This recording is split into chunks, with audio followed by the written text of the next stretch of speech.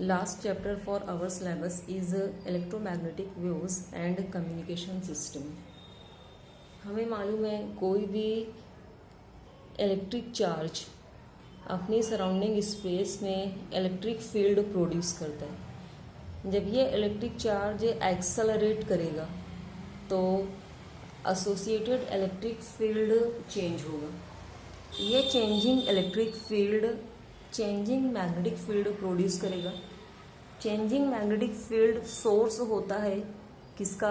Changing electric field का। यानी जब इलेक्ट्रिक चार्ज मूव करेगा तो electric field associated with this charge will go on changing. ये changing electric field changing magnetic field produce करेगा। Changing magnetic field changing electric field produce करेगा। ये changing electric field फिर से चेंजिंग मैग्नेटिक फील्ड प्रोड्यूस करेगा। इस तरीके से इलेक्ट्रिक और मैग्नेटिक फील्ड्स एक दूसरे को रीजनरेट करेंगे और इलेक्ट्रोमैग्नेटिक वेव्स मूव करेंगी। इलेक्ट्रिक और मैग्नेटिक फील्ड्स में जो वेरिएशंस होते हैं ये म्यूचुअली परपेंडिकुलर होते हैं। Also these are perpendicular to the direction of propagation of electromagnetic waves. यानी इलेक्ट्रोमैग्नेटिक वेव अगर जेड एक्सिस के अलोंग मूव करे तो इलेक्ट्रिक फील्ड में वेरिएशन अगर एक्स एक्सिस के अलोंग होगा तो मैग्नेटिक फील्ड में वेरिएशन होगा along Y axis. So if z direction is the direction of propagation of the electromagnetic wave, then variation in electric field is if along x axis, then variation in magnetic field will be along y axis. So electromagnetic waves, these are the waves which are produced by oscillating electric charge. जब electric charge oscillate करेगा तो changing electric field produce होगा जो कि changing magnetic field को produce करेगा। तो electromagnetic wave ये एनर्जी को ट्रांसफर करती है from one point of medium to another point. Variations electric और मैग्नेटिक फील्ड्स में म्यूचुअली परपेंडिकुलर होती हैं। दोनों फील्ड्स साइनोसॉइडली वैरी करते हैं। अगर इलेक्ट्रिक फील्ड का एम्पलीट्यूड E0 हो तो इलेक्ट्रिक फील्ड में वेरिएशन एक्स एक्सिस के अलोंग है। इलेक्ट्रिक फील्ड साइनोसॉइडली चेंज होगा। जीरो वैल्यू से इंक्रीज होकर मैक्सिमम होगा। मैक्सिमम एम्पलीट्यूड E0 है। उसके बाद डिक्रीज होते हुए ज़ीरो होगा। रिवर्स डायरेक्शन में इंक्रीज होकर फिर से मैक्सिमम हो जाएगा इक्वल टू E0। डिक्रीज होते हुए ज़ीरो होगा, फिर से इंक्रीज होकर मैक्सिमम होगा इक्वल टू E0। इस तरीके से इलेक्ट्रिक फील्ड में वेरिएशंस होंगे और ये वेरिएशंस होंगे along X axis. Magnetic field में वेरिएशन है along Y axis. Magnetic field भी ज़ीरो वैल्यू से इंक्रीज होकर मैक्सिमम होगा इक्वल टू B0। डिक्रीज होते हुए ज़ीरो होगा। अपोजिट डायरेक्शन में इंक्रीज होकर मैक्सिमम, फिर से डिक्रीज होते हुए ज़ीरो, फिर से अपोजिट डायरेक्शन में मैक्सिमम होने के बाद डिक्रीज होते हुए ज़ीरो। इलेक्ट्रोमैग्नेटिक वेव की प्रॉपर्टी ये है कि इलेक्ट्रिक फील्ड और मैग्नेटिक फील्ड्स दोनों इन फेज होते हैं। जो वेरिएशंस हैं in electric and magnetic field these are in phase. जब इलेक्ट्रिक फील्ड ज़ीरो है उसी इंस्टेंट पर मैग्नेटिक फील्ड भी ज़ीरो है। जिस इंस्टेंट पर इलेक्ट्रिक फील्ड इंक्रीज होते हुए मैक्सिमम वैल्यू ले रहे उसी इंस्टेंट पर मैग्नेटिक फील्ड भी इंक्रीज होकर मैक्सिमम होगा। इलेक्ट्रिक फील्ड मैक्सिमम वैल्यू से डिक्रीज होकर जिस इंस्टेंट पर ज़ीरो होगा, मैग्नेटिक फील्ड भी मैक्सिमम वैल्यू से डिक्रीज होते हुए उसी इंस्टेंट पर ज़ीरो होगा। इलेक्ट्रिक फील्ड अब रिवर्स डायरेक्शन में इंक्रीज होकर मैक्सिमम होगा। जिस इंस्टेंट पर इलेक्ट्रिक फील्ड रिवर्स डायरेक्शन में अपनी मैक्सिमम वैल्यू ले रहा है, मैग्नेटिक फील्ड भी रिवर्स डायरेक्शन में इंक्रीज होते हुए उसी इंस्टेंट पर अपनी मैक्सिमम वैल्यू ले। So we can say that electric and magnetic fields are in phase. Electric field और मैग्नेटिक फील्ड में वेरिएशन म्यूचुअली परपेंडिकुलर है। इसके अलावा ये वेरिएशंस प्रोपगेशन डायरेक्शन के परपेंडिकुलर है, यानी vector E cross B, we can say vector E cross vector B, this will give the direction of propagation of electromagnetic wave. Electromagnetic wave की अगली property क्या है? ये फ्री स्पेस से पास हो सकती हैं। इसके अलावा सॉलिड्स, लिक्विड्स और गैसेस से भी ये पास हो सकती हैं। इलेक्ट्रोमैग्नेटिक वेव जब फ्री स्पेस से ट्रैवल करेंगी तो फ्री स्पेस में वेव की वेलोसिटी c 1/√ऑफ μ0 इंटू एप्सिलॉन 0 के बराबर होगी, जहाँ पर μ0 परमिएबिलिटी है of free space, epsilon 0 permittivity है ऑफ फ्री स्पेस। μ0 और एप्सिलॉन 0 की वैल्यूज़ अगर पुट की जाए, permeability of free space is 4 pi into 10⁻⁷ tesla metre per ampere, जबकि फ्री स्पेस की परमिटिविटी एप्सिलॉन 0 की वैल्यू होती है 8.85 into 10⁻12 coulomb square per newton metre square. दोनों कॉन्स्टेंट्स की वैल्यूज पुट करने पर इलेक्ट्रोमैग्नेटिक वेव की स्पीड मिलेगी in free space as 3 into 10⁸ metre per second. किसी भी मीडियम से भी इलेक्ट्रोमैग्नेटिक वेव्स पास हो सकती हैं। मीडियम में इलेक्ट्रोमैग्नेटिक वेव की वेलोसिटी c है 1/√ऑफ म्यू इंटू एप्सिलॉन, जहाँ पर म्यू परमिएबिलिटी है of the medium through which the electromagnetic wave is travelling, epsilon is permittivity of the medium through which the wave is travelling. अगली property electromagnetic wave की, electromagnetic waves ओबे superposition principle. ये superposition principle को ओबे करती हैं। आप लोग प्रीवियस चैप्टर में सुपरपोजिशन प्रिंसिपल पढ़ चुके हैं। इलेक्ट्रिक और मैग्नेटिक फील्ड्स के एम्पलीट्यूड्स का रेशो किसी भी पॉइंट पर कांस्टेंट होता है and this constant is equal to the speed of the electromagnetic wave which is 1/√ऑफ μ0 इंटू एप्सिलॉन 0। इलेक्ट्रिक फील्ड का एम्पलीट्यूड E0 है, मैग्नेटिक फील्ड का एम्पलीट्यूड अगर V0 है, तो दोनों फील्ड्स के एम्पलीट्यूड्स का रेशो किसी भी पॉइंट पर कांस्टेंट होगा और ये कांस्टेंट इलेक्ट्रोमैग्नेटिक वेव की स्पीड के बराबर होगा। इलेक्ट्रिक फील्ड वेक्टर चूंकि मैग्नेटिक फील्ड वेक्टर के कंपैरिजन में ज़्यादा प्रोमिनेंट होता है, इसलिए ऑप्टिकल इफेक्ट्स के लिए इलेक्ट्रिक फील्ड वेक्टर रिस्पॉन्सिबल होता है। For this reason electric field vector E0 is also called as light vector. Electromagnetic wave की जो ऑप्टिकल इफेक्ट्स होते हैं ये इलेक्ट्रिक फील्ड वेक्टर्स की वजह से होते हैं और इसी वजह से इलेक्ट्रिक फील्ड वेक्टर को लाइट वेक्टर भी कहा जाता है। अगली प्रॉपर्टी है इलेक्ट्रोमैग्नेटिक वेव की,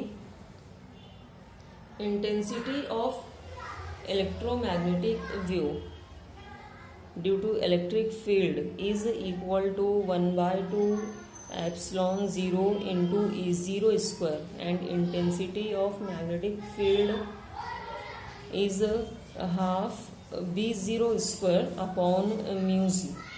So we can say intensity is directly proportional to E0 square, epsilon 0 चूँकि constant है, epsilon 0/2. So intensity of the electric field is directly proportional to the square of amplitude of electric field and intensity of the magnetic field is proportional to B0 square.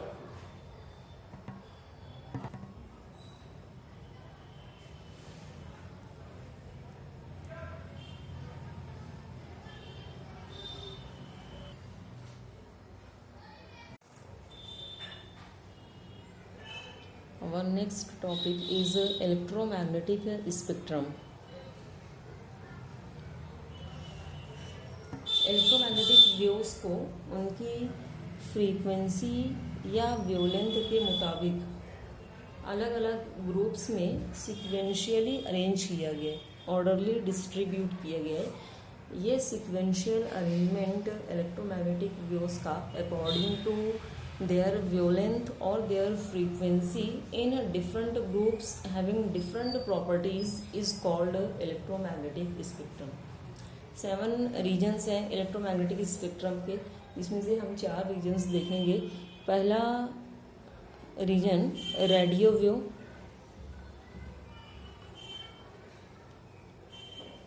Radio waves oscillator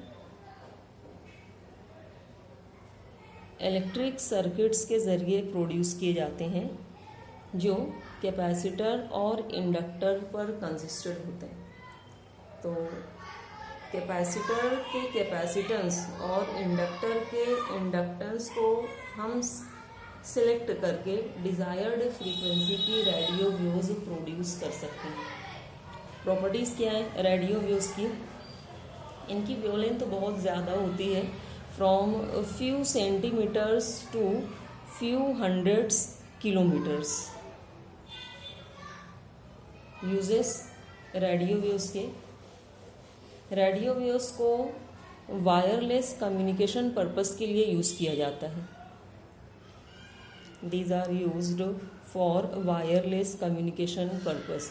दूसरा use है इन्हें radio broadcasting के लिए या television signals को transmit करने के लिए यूज़ किया जाता है। तीसरा यूज़ है सेलफोन्स वॉइस कम्युनिकेशंस को ट्रांसमिट करने के लिए रेडियो वेव्स का यूज़ करते हैं। So these are the uses of radio waves. दूसरा रीजन है इलेक्ट्रोमैग्नेटिक स्पेक्ट्रम का माइक्रोवेव्स। माइक्रोवेव्स को भी ऑसिलेटर इलेक्ट्रॉनिक सर्किट्स के ज़रिए प्रोड्यूस किया जा सकता है, हैविंग कैपेसिटर्स एंड इंडक्टर्स। यहाँ पर भी हम कैपेसिटेंस और इंडक्टेंस को सिलेक्ट करके डिज़ायर्ड फ्रीक्वेंसी की माइक्रोवेव प्रोड्यूस कर सकते हैं। इन्हें स्पेशल वैक्यूम ट्यूब्स के ज़रिए भी प्रोड्यूस किया जा सकता है। प्रॉपर्टीज़ माइक्रोवेव्स की, माइक्रोवेव्स जिन ऑब्जेक्ट्स के ऊपर इंसिडेंट होती हैं वो ऑब्जेक्ट्स गर्म हो जाते हैं। The object gets heated on which these microwaves are incident. दूसरा है इन्हें क्रिस्टल डिटेक्टर्स के ज़रिए डिटेक्ट किया जा सकता है। They can be detected by crystal detectors. Use है माइक्रोवेव्स का, these are used for communication of the television signals। Microwaves को लॉन्ग डिस्टेंस टेलीफोन कम्युनिकेशन के लिए यूज़ किया जाता है। माइक्रोवेव्स का यूज़ किया जाता है माइक्रोवेव ओवन्स में for cooking. These are used in microwave ovens for cooking। इसके अलावा इन माइक्रोवेव्स को यूज़ किया जाता है रडार सिस्टम में for location of distant objects like ships and aeroplanes. अगला यूज़ है माइक्रोवेव्स का एटॉमिक और मॉलिक्यूलर स्ट्रक्चर्स की स्टडी करने के लिए माइक्रोवेव्स का यूज़ किया जाता है। These are used to study atomic and molecular structures. तीसरा रीजन है इलेक्ट्रोमैग्नेटिक स्पेक्ट्रम का इंफ्रारेड वेव्स। इंफ्रारेड वेव्स को विलियम हर्शल ने डिस्कवर किया था। तकरीबन 60% सोलार रेडिएशंस इंफ्रारेड होते हैं in nature. 60% solar radiation infrared होते हैं। जितने भी हॉट बॉडीज़ होते हैं all are the sources of infrared radiations. Infrared radiations को डिटेक्ट किया जा सकता है यूजिंग थर्मोकपल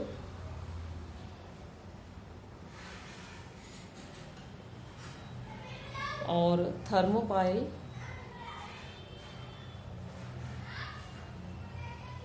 और बोर बोलोमीटर्स और वॉइस रेडियो माइक्रोमीटर्स। तो इन डिवाइसेस के ज़रिए इंफ्रारेड व्यूज़ को डिटेक्ट किया जा सकता है। प्रॉपर्टीज़ इंफ्रारेड व्यूज़ की, जिस ऑब्जेक्ट के ऊपर ये इंसिडेंट होंगे वो ऑब्जेक्ट गर्म हो जाएगा। The object gets heated on which these radiations are incident, ये पहली प्रॉपर्टी है। दूसरी प्रॉपर्टी, ग्लास के ज़रिए स्ट्रॉन्गली ये रेडिएशंस एब्सॉर्ब हो जाते हैं। These radiations are strongly absorbed by glass.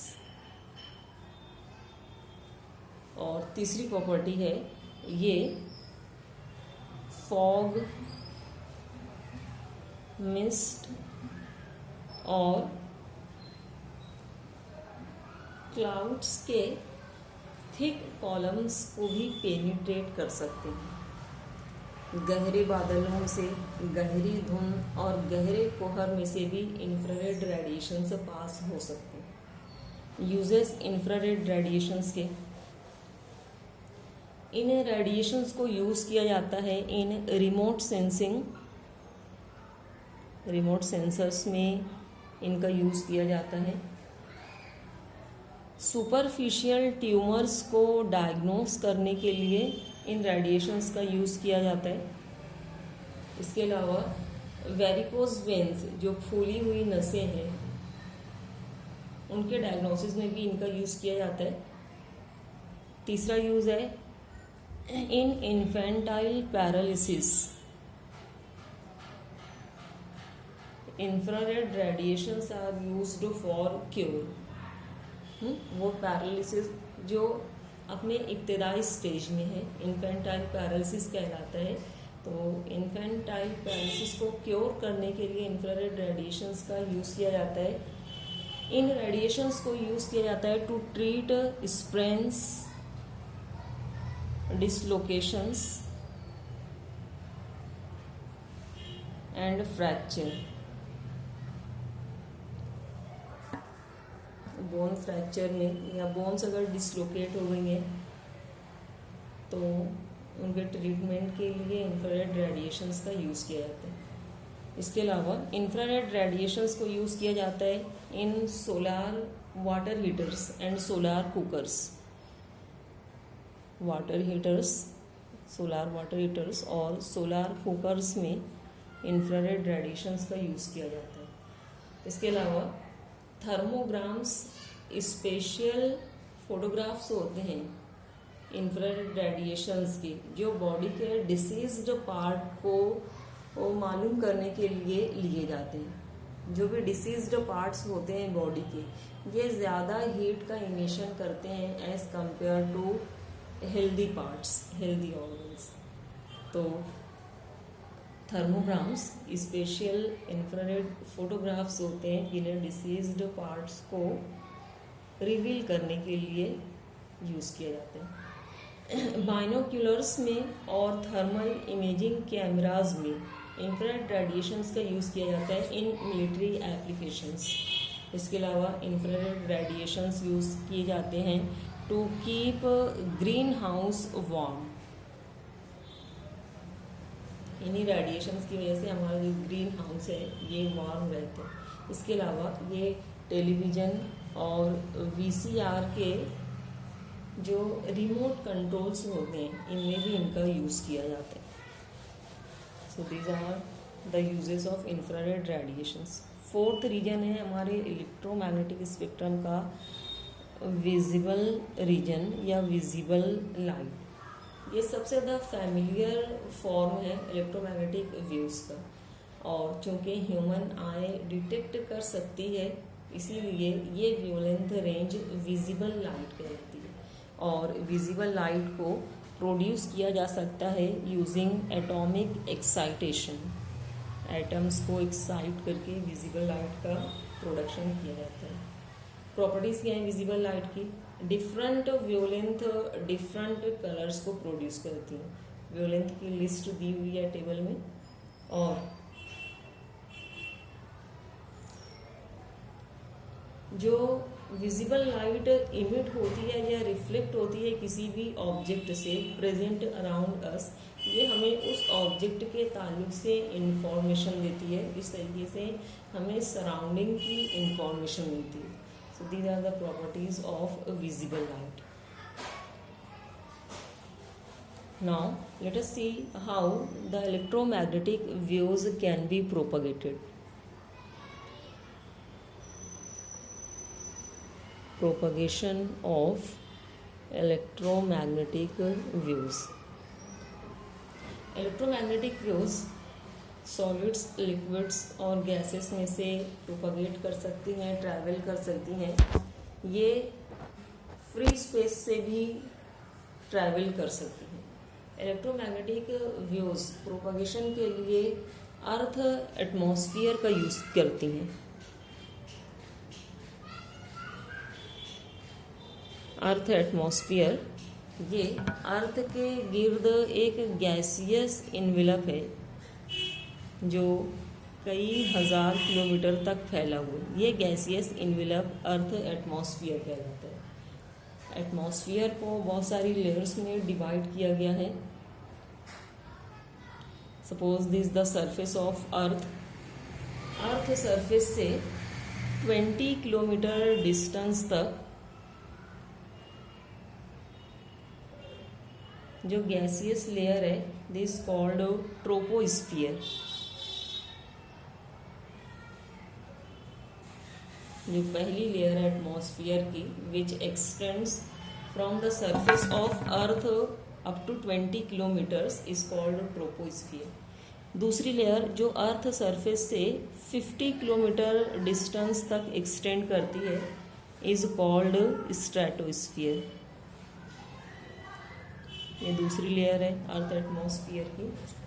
Earth surface से 85 किलोमीटर डिस्टेंस तक थर्ड लेयर मीजोस्फीयर कहलाती है और अर्थ सरफेस से 690 किलोमीटर डिस्टेंस तक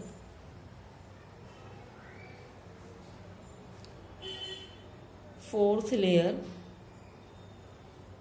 थर्मोस्फीयर कहलाती है और अर्थ सरफेस से 10,000 किलोमीटर डिस्टेंस तक जो लेयर है is called exosphere. So this the earth atmosphere. और ये अर्थ एटमॉस्फेयर इलेक्ट्रोमैग्नेटिक वेव्स के प्रोपगेशन के लिए यूज होते हैं। इलेक्ट्रोमैग्नेटिक वेव्स 3 तरीकों से प्रोपगेट कर सकती हैं फ्रॉम ट्रांसमीटर टू रिसीवर। पहला मोड ऑफ प्रोपगेशन है ग्राउंड वेव और surface wave propagation.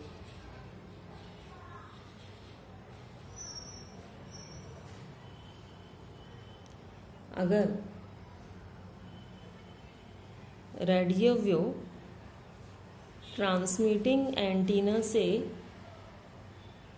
Receiving antenna तक पहुँचे along the surface of earth, very close to the surface of earth, तो प्रोपगेशन ग्राउंड वेव प्रोपगेशन या सरफेस वेव प्रोपगेशन कहलाते हैं। चूँकि रेडियो वेव्स बहुत क्लोज मूव करती हैं along the surface of earth, इसलिए ये इंड्यूस्ड करंट प्रोड्यूस करती हैं ग्राउंड में। इस तरीके से इनकी एनर्जी लॉस हो जाती है by absorption. Therefore these signals cannot be transmitted over large distances। इस मोड के ज़रिए सिग्नल्स बहुत ज़्यादा डिस्टेंस कवर नहीं कर सकते क्योंकि सिग्नल्स की एनर्जी एब्सॉर्प्शन के ज़रिए बाय अर्थ लॉस हो जाती है। रेडियो वेव्स जिनकी फ्रीक्वेंसी 2 मेगाहर्ट्ज़ से कम है, such frequencies can be transmitted by ground. Television signal या एफएम सिग्नल्स ये हाई फ्रीक्वेंसी सिग्नल्स होते हैं, इसलिए ग्राउंड वेव प्रोपगेशन के ज़रिए इनको ट्रांसमिट नहीं किया जा सकता। दूसरा मोड ऑफ प्रोपगेशन है स्पेस वेव प्रोपगेशन।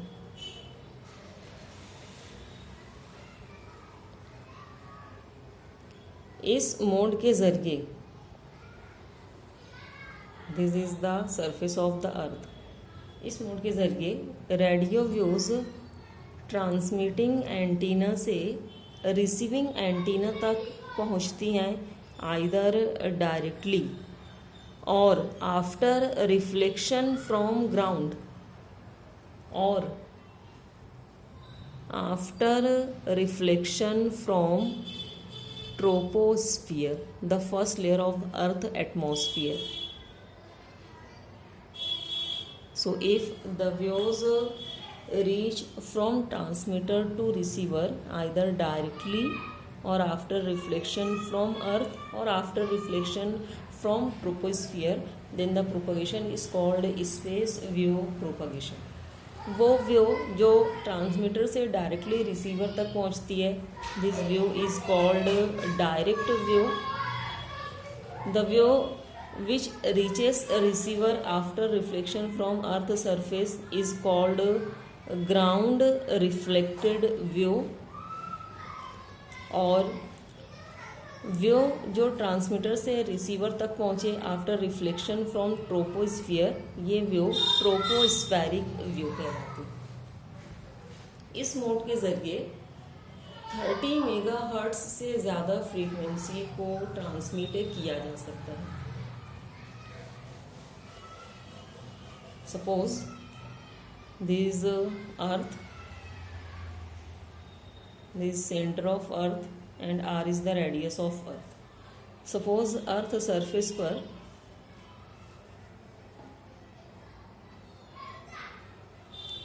ये एक ट्रांसमीटर है जिसकी हाइट है h। ट्रांसमीटर जो सिग्नल सेंड करेगा अर्थ सरफेस के जिस पॉइंट पर ये सिग्नल पहुंचेगा, that distance is called range, and range is denoted by the symbol d.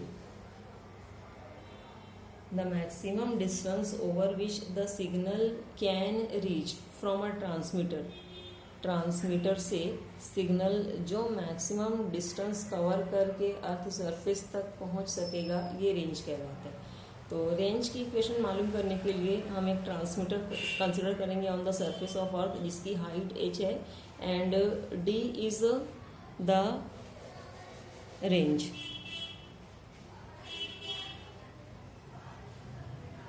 Diagram को थोड़ा सा बड़ा बना लेते हैं। ये अर्थ का रेडियस है, ये अर्थ सरफेस पर ट्रांसमीटर है जिसकी हाइट है h।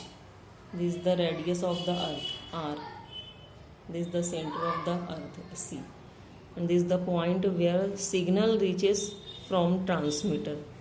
So this will be range of communication.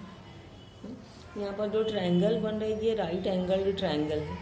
इस राइट एंगल्ड ट्रायंगल में जो डायगोनल है इसकी वैल्यू h प्लस आर के बराबर होगी।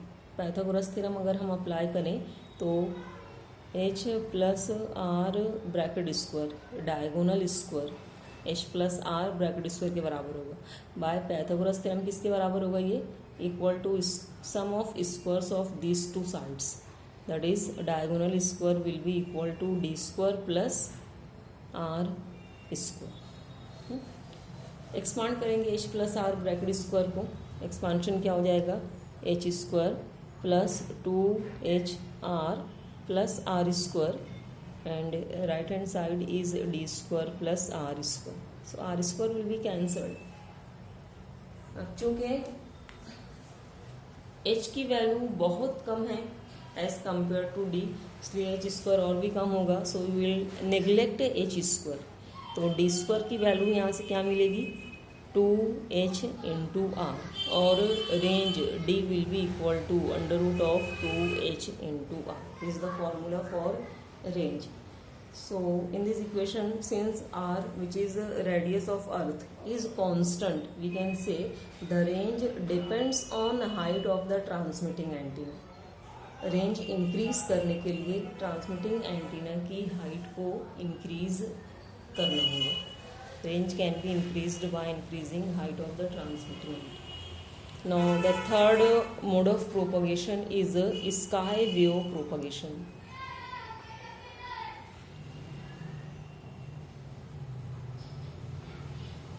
अगर रेडियो वेव्स ट्रांसमिटिंग एंटीना से अर्थ सरफेस पर जो रिसीवर है वहाँ पर पहुँचे आफ्टर रिफ्लेक्शन फ्रॉम आयोनोस्फीयर से रिफ्लेक्शन के बाद अगर ये अर्थ सरफेस पर पहुँचे then the propagation is called sky wave propagation. तो अर्थ सरफेस के एक पर्टिकुलर पॉइंट पर पहुँचने के लिए after reflection from ionosphere transmitted wave की एक पर्टिकुलर फ्रीक्वेंसी होना चाहिए। जिस पर्टिकुलर फ्रीक्वेंसी पर यह ट्रांसमिटेड वेव आयोनोस्फीयर से रिफ्लेक्ट होकर पहुंचती हैं वापस on the surface of earth, that frequency is called critical frequency. So critical frequency, it is the maximum value of frequency of radio wave which can be reflected back to the earth from ionosphere. So by this mode of propagation, the radio waves with frequencies between 3 megahertz to 30 megahertz can be propagated. 3 megahertz से 30 megahertz के बीच में frequencies को इस mode के जरिए propagate किया जाता है। रेंज इंक्रीज करने के लिए जो रेडियो वेव्स हैं ये मल्टीपल रिफ्लेक्शन सफ़र कर सकती हैं, so we can increase the range of the communication.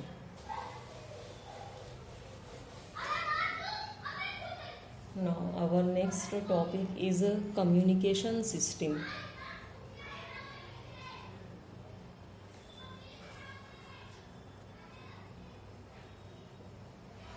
Communication का मतलब क्या होता है? Communication means exchange of information. It is the exchange of information. तो कम्युनिकेशन सिस्टम के 3 मेन पार्ट्स होते हैं। पहला पार्ट होता है ट्रांसमीटर, जो एक पर्टिकुलर प्लेस पर लोकेटेड होता है जहाँ से इंफॉर्मेशन ट्रांसमिट की जाती है। दूसरा पार्ट है चैनल या मीडियम, जिसके थ्रू सिग्नल मूव करता है। और तीसरा पार्ट है रिसीवर, ये डेस्टिनेशन है जहाँ पर इंफॉर्मेशन को पहुँचना। So these 3 are main parts of communication system. किसी भी कम्युनिकेशन सिस्टम में जो इंफॉर्मेशन ट्रांसमीटर से ट्रांसमिट करनी है या जिस इंफॉर्मेशन को डेस्टिनेशन तक पहुंचना है, that is called signal. Actually signal ये एक इलेक्ट्रिकल फॉर्म होता है इंफॉर्मेशन का। इंफॉर्मेशन को पहले एक इलेक्ट्रिकल फॉर्म में कन्वर्ट किया जाता है। Information is first converted into electrical form which is suitable for transmission, जिसको हम ट्रांसमिट कर सकते हैं। ये इलेक्ट्रिकल फॉर्म करंट या वोल्टेज का फॉर्म हो सकता है। So the signal it may be sine wave continuous variation होता है करंट या वोल्टेज का। ये सिग्नल एनालॉग सिग्नल कहलाता है। और इट में भी स्क्वायर वेव, जो सिर्फ 2 डिस्क्रीट वैल्यूज लेता है, हाई एंड लो। इससे जो सिग्नल बनेगा ये एक स्क्वायर वेव के फॉर्म में होगा। ये सिग्नल डिजिटल सिग्नल कहलाते हैं। तो सिग्नल में भी एनालॉग और इट में भी डिजिटल सिग्नल। ट्रांसमीटर ये सिग्नल को सुटेबल फॉर्म में कन्वर्ट करता है for transmission through channel. Transducer it is a device which converts one form of energy into another form. For example जो माइक्रोफोन होता है, माइक्रोफोन ये साउंड को इलेक्ट्रिकल एनर्जी में कन्वर्ट करता है। जबकि लाउड स्पीकर ये वो डिवाइस है जो इलेक्ट्रिकल एनर्जी को वापस साउंड में कन्वर्ट करता है। तो ट्रांसड्यूसर वो अगली टर्म है नॉइस। जब सिग्नल ट्रांसमीटर से ट्रैवल करता है टुवर्ड्स रिसीवर थ्रू चैनल, तो कुछ अनवांटेड सिग्नल ऐड हो जाता है, कुछ अनवांटेड फैक्टर ऐड हो जाता है ओरिजिनल इंफॉर्मेशन सिग्नल में। ये फैक्टर नॉइस कहलाता है। नॉइस क्योंकि अनवांटेड है इसलिए इसको रिमूव करना ज़रूरी है, लेकिन अगर नॉइस एक मरतबा सिग्नल में ऐड हो जाए तो उसे मिनिमाइज़ किया जा सकता है एफर्ट्स करके, लेकिन इसे कम्प्लीटली एलिमिनेट नहीं किया जा सकता।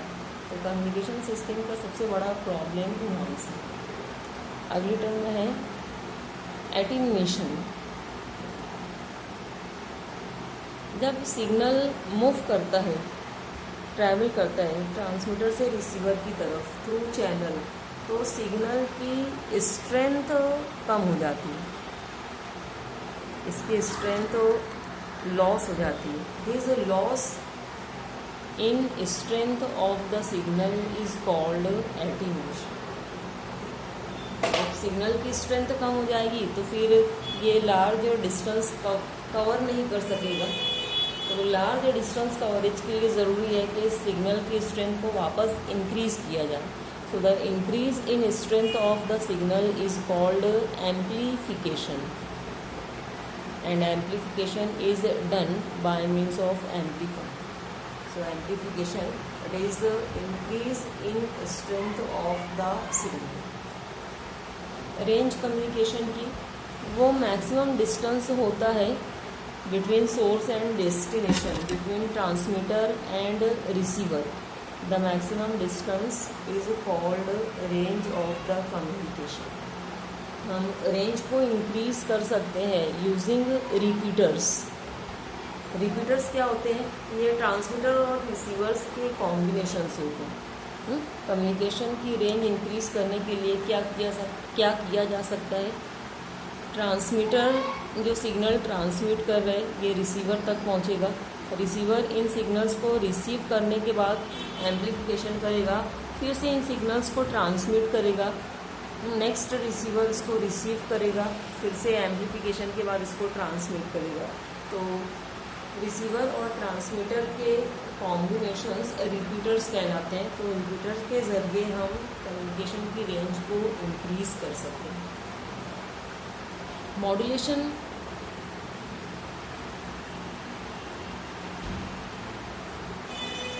नेक्स्ट टर्म है। जो सिग्नल होता है कम्युनिकेशन सिस्टम में, फॉर एग्जांपल म्यूज़िक सिग्नल है या स्पीच सिग्नल है, ये लो फ्रीक्वेंसी सिग्नल्स होते हैं, इसलिए लॉन्ग डिस्टेंस ट्रांसमिशन पॉसिबल नहीं हो सकता। तो लार्ज डिस्टेंस तक सिग्नल्स को ट्रांसमिट करने के लिए इन लो फ्रीक्वेंसी सिग्नल्स को सुपर इम्पोज किया जाता है ऑन कैरियर सिग्नल, जो कि हाई फ्रीक्वेंसी सिग्नल्स होते हैं। तो लो फ्रीक्वेंसी सिग्नल्स को कैरियर सिग्नल्स के ऊपर, हाई फ्रीक्वेंसी कैरियर्स के ऊपर सुपर इम्पोजिशन का जो प्रोसेस होता है it is called modulation. Modulation is done at the transmitter. Transmitted part का ही मॉड्यूलेशन किया जाता है। So modulation it is the process of superimposition of low frequency signals on high frequency carriers for large distance communication. Demodulation इसका opposite है। अब जो signal channel से ट्रैवल करते हुए रिसीवर तक पहुंचेगा, रिसीवर जिन सिग्नल्स को रिसीव करेगा ये हाई फ्रीक्वेंसी सिग्नल होगा। तो हाई फ्रीक्वेंसी सिग्नल से जो ओरिजिनल सिग्नल है लो फ्रीक्वेंसी सिग्नल, उसको अलग करना होगा। So this process of